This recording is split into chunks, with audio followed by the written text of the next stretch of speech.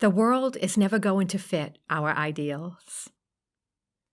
We will always live in a state of frustration if we expect life to go a certain way.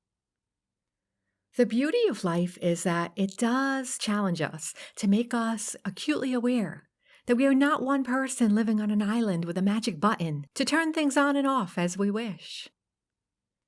We are living in a complex system amongst others with differing, often competing goals.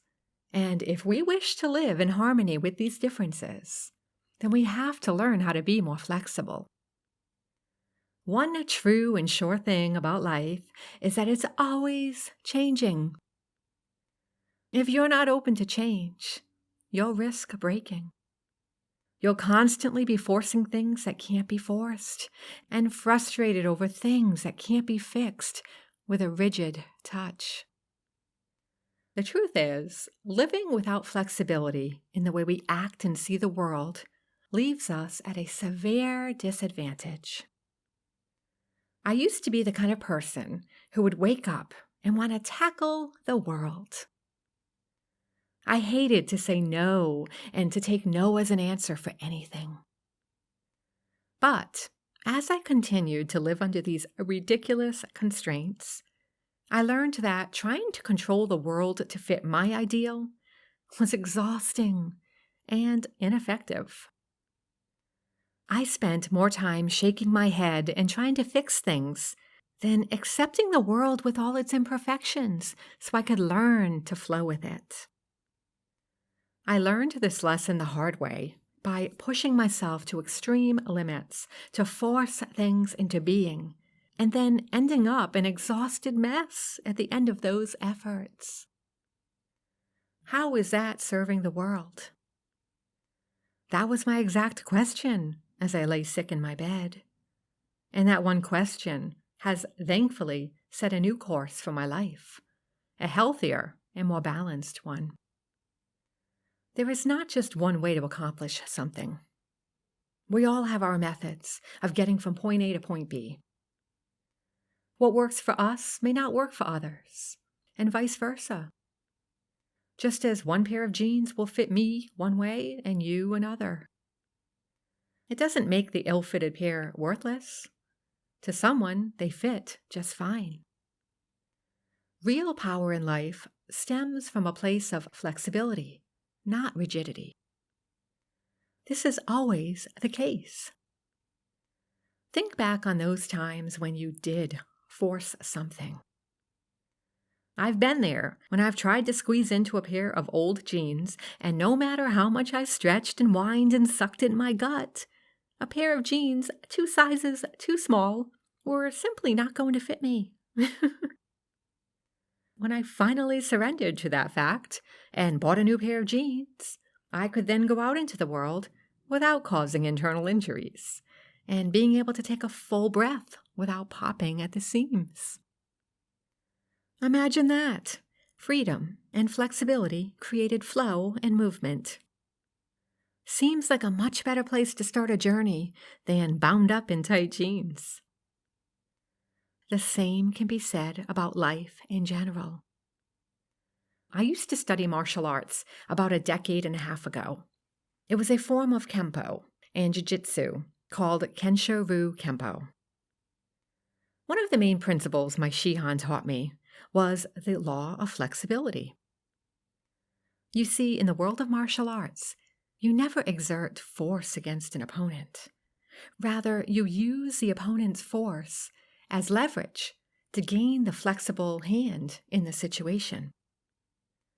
Rather than facing them head on, you react to your opponent to help steer the situation in a favorable, harmless direction.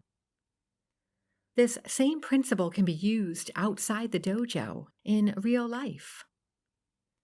The ultimate goal of a well-respected martial artist is to bring harmony to the moment. In life, we're going to have a lot of things happening to us. We'll have great things and not so great things, with potential to shatter us if we're not careful. Remaining flexible in thought and action will help keep the scales balanced. One area of my life that I forced out of balance was in the area of goal setting. My goal list every year extended beyond the borders of my oversized dry erase board. When I had to begin writing more of a goal list onto a second dry erase board, I realized I was out of control. There were so many things I wanted to happen and in a certain time frame, and when they didn't, that bite of defeat nearly crushed me. Goals are good, but trying to constantly force your will is not only exhausting, but excruciatingly futile. So I cut my list to less than 10 manageable items, and am happy to report they all fit on one small dry erase board. Does this smaller dry erase board make me a failure? A non-ambitious person? Lazy? No. I think it makes me smarter, realistic, balanced, and a hell of a lot more flexible. Through my challenges with flexibility, I've learned a lot. My approach to life is very different than it was just 2 years ago, and way different than it was 10 years past. I've had some discoveries that I'd like to share here with you.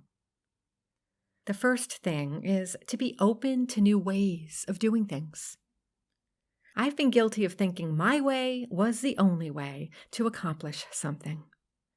I tended to put on tunnel vision glasses when digging into a project, only to realize I'd blocked out key points that would have helped me get things done in a manner that was more effective. That stubborn side of my personality cost me on a few things in life. Pride has no place on the path to harmony. When we fail to see other options, we dig a hole and we fall into it. That's not exactly going to get us very far, because now we have to spend extra time and energy pulling ourselves out of it. The second thing is to adapt to the outside world. Even if you're really good at something, it doesn't bode well if you can't adapt to the world around you. It's like landing in a kitchen full of spices to cook a holiday dinner, except you're too close-minded to use anything but salt and pepper.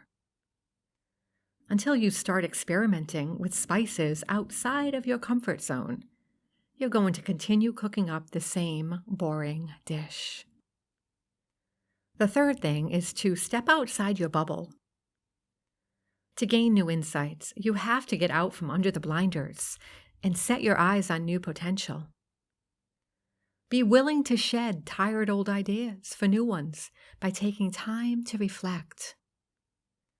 When you're wrapped up in something important, it can be really hard to be objective and evaluate the worth of an activity you're constantly doing.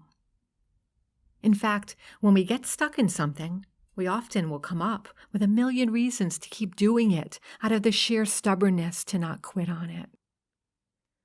Sometimes quitting on it is the best option. But how will you know unless you take time to seriously consider things? Allow yourself some space between your project, relationships, challenges, and let things marinate. Watch what evolves as you sit quietly and reflect on the matter. Sometimes the difference between success and failure is that stillness that sits between the two extremes. By stepping outside your bubble, you reduce the chance of rigidity seeping in and throwing you off the path that could lead to something incredible. Finally, in order to get a healthy perspective on anything in life, you have to shift your focus. This gives us an opportunity to examine our approach to life and see what works and what doesn't. Instead of resisting the dynamic nature of life, embrace it. Be the tree branch that bends in the wind instead of breaks.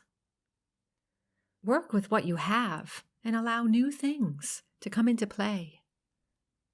And when something is no longer working, be flexible enough to drop it so you can open up to new possibilities. Take a moment right now to consider a point of force in your life. Place it down in front of you and back away to let it unfold. Only then will it reveal whether it's worth bringing along on your journey.